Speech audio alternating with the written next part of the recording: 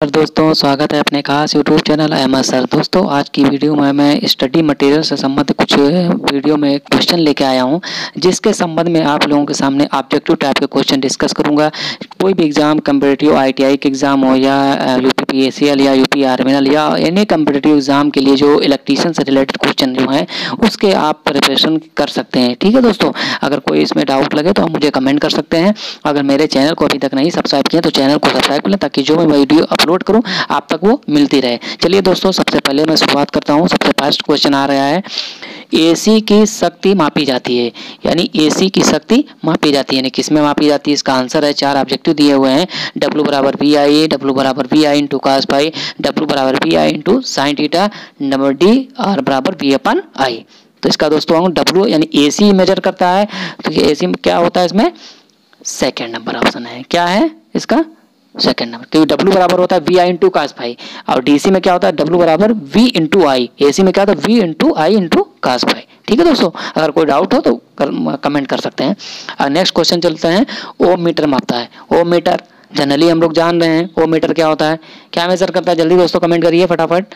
धारा, विभवांतर, प्रतिरोध, चालकता। क्या होता है, प्रतिरोध यानी रेजिस्टेंस मेजर करता है। ठीक है दोस्तों, अगले क्वेश्चन की तरफ बढ़ रहे हैं।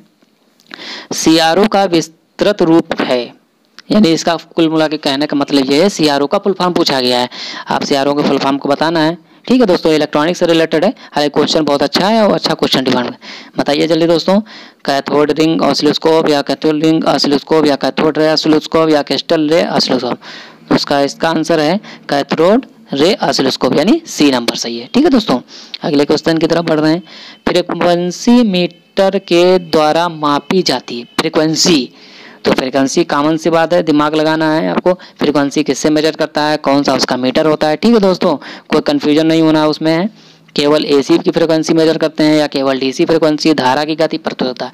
दोस्तों मैं एक बात बता दूं, क्योंकि इसमें AC की फ्रीक्वेंसी दिया है और केवल DC की फ्रीक्वेंसी, क्योंकि DC में कोई फ्रीक्वेंसी इक्वल टू 0 होता है, तो जो DC में कोई फ्रीक्वेंसी नहीं होता है तो कॉमन सी बात है, इसमें कौन सा ऑप्शन सही हो जाएगा, केवल AC की फ्रीक्वेंसी मेजर करते हैं। ठीक है दोस्तों, चलिए अगले नेक्स्ट क्वेश्चन की तरफ बढ़ रहे हैं। ग्रेविटी नियंत्रण क्या दिया हुआ है, ग्रेविटी नियंत्रण विधि के लाभ ये हैं, यानी ग्रेविटी जो से मेजरमेंट इंस्ट्रूमेंट चैप्टर आप पढ़ रहे हैं उसी संबंध में क्वेश्चन है, उसी रिलेटेड से। ग्रेविटी नियंत्रण विधि के लाभ ये हैं, यानी ग्रेविटी जो आप करते हैं उसके लाभ क्या है, आपको लाभ बताना है। ये देखने में सुंदर होते हैं या सरल नहीं होते, तापमान से प्रभावित नहीं होता है, फैक्टरी असर होता है। तो दोस्तों इसका क्वेश्चन का आंसर मैं बताना चाहूँगा, क्या है, तापमान से प्रभावित नहीं होते हैं। ठीक है, अगले क्वेश्चन की तरफ है।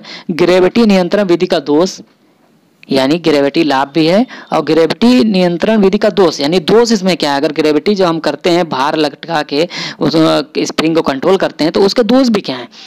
नंबर 1, इसे ऊर्ध्वाधर स्थिति में रखना पड़ता है, या भार में हल्की होती है, स्केल एक समान बटी होती है, या आकार में बड़ा होता है। बताइए दोस्तों, कमेंट करिए जल्दी जल्दी से। हाँ, इसका आंसर क्या है, या भार में इसे ऊर्ध्वाधर स्थिति में रखना पड़ता है। दोस्तों गलती हो गई, B नहीं, A नंबर सही है, इसे ऊर्ध्वाधर स्थिति में रखना पड़ता है। यानी इसको जब खड़ा रखेंगे तो एक प्रॉब्लम है, अब हर समय हर पोजीशन नहीं रहती ना, तो इसलिए इसको ये उसमें दोष पाया जाता है। ठीक है दोस्तों, अगले क्वेश्चन की तरफ बढ़ते हैं। AC ऊर्जा मीटर की डिस्क की कंपन नियंत्रित करने के लिए डैश द्वारा डैम्पिंग टार्क उत्पन्न किया जाता है। बताइए दोस्तों, बहुत इजी क्वेश्चन है। एडी करंट है, रासायनिक है, विद्युत स्थैतिक है, चुंबकीय प्रभाव। दोस्तों मैं बता दूं, क्योंकि जब AC की बात आ जाती है तो यहाँ पे क्या हो जाएगा, एडी करंट हो जाएगा। क्या हो जाएगा, एडी करंट हो जाएगा, कंफ्यूज नहीं होना है। अगला क्वेश्चन है। मूविंग आयरन यंत्र डैश होते हैं, यानी मूविंग आयरन यंत्र जो है डैश होते हैं, तो क्या होते हैं, आकर्षण प्रकार के होते हैं, विकर्षण होते हैं, आकर्षण विकर्षण पर दोनों प्रकार के होते हैं, डायनेमोमीटर प्रकार के होते हैं। बताइए दोस्तों, बहुत इजी क्वेश्चन है। हाँ बिल्कुल ठीक है, क्या हुआ आंसर इसका है, आकर्षण और विकर्षण दोनों प्रकार के होते हैं। ठीक है, कंफ्यूज नहीं होना है, क्योंकि आकर्षण और विकर्षण दोनों प्रकार के होते हैं मूविंग आयरन यंत्र। अगला क्वेश्चन है मूविंग कॉइल यंत्र। ठीक है, देखो क्वेश्चन वही है, घुमा फिर रहा है, तो थोड़ा सा कंफ्यूज होना है, करा रहा है। तो क्वेश्चन में क्या दिया है, मूविंग कॉइल यंत्र।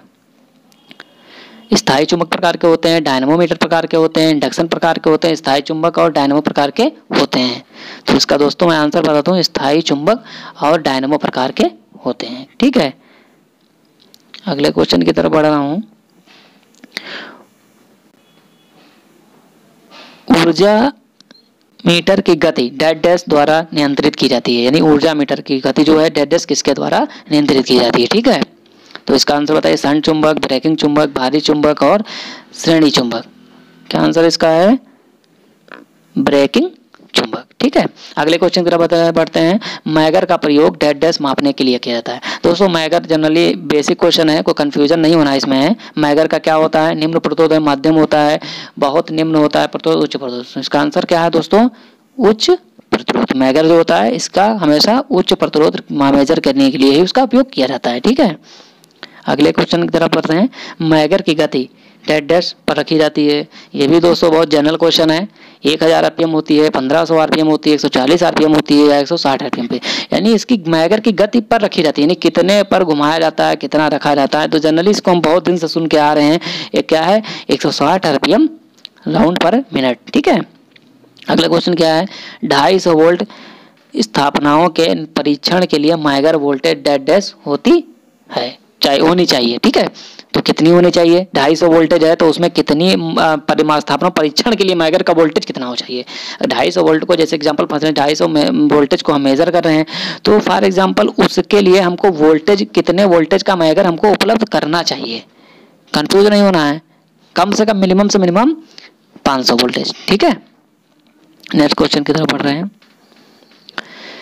एक व्यक्ति 500 वोल्टेज मैगर के दोनों टर्मिनल को पकड़े हैं, परंतु डेड डैश के कारण फिर भी सुरक्षित है।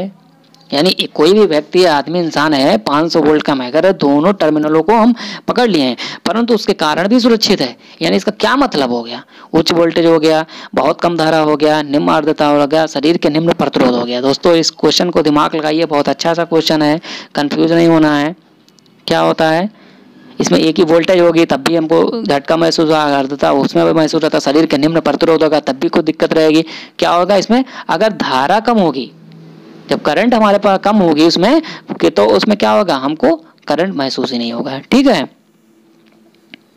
अगले क्वेश्चन की तरफ है। बहुत इजी क्वेश्चन ये अगला है। मल्टीमीटर डेड डैश माप सकता है। मल्टीमीटर का मतलब है प्रतिरोध है, धारा है, वोल्टेज है, उपरोक्त सभी है।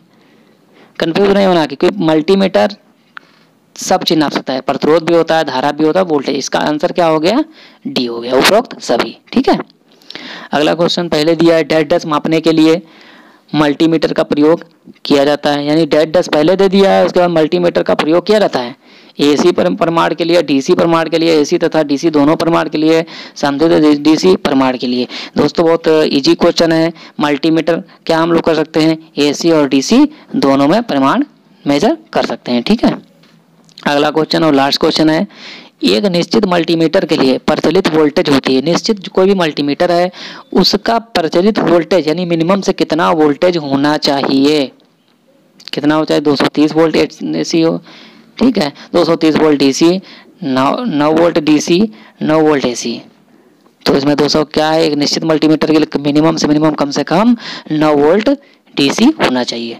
दोस्तों अगर इसमें कोई वीडियो में कोई कन्फ्यूजन आपको लगे तो आप मुझे कमेंट करिए, मैं उससे संबंध में क्वेश्चन प्रोवाइड करा दूंगा। दोस्तों अभी तक मेरे चैनल को नहीं सब्सक्राइब किए हैं तो चैनल को सब्सक्राइब कर लें, बेल आइकन को प्रेस कर लें और मेरे इस वीडियो को खूब लाइक और शेयर करें, ताकि मैं जो भी वीडियो लाऊं अच्छे से बनाऊं, मेहनत करूं। क्योंकि आप लोग जो मुझे लाइक और कमेंट देंगे तो मैं अच्छे से वीडियो बनाऊंगा और उस पर मेहनत करूंगा, और कुछ समय के बाद मैं आपको लाइव पढ़ाया करूंगा। ठीक है, अगर कोई कन्फ्यूजन रहे तो आप मुझे क्वेश्चन कर सकते हैं।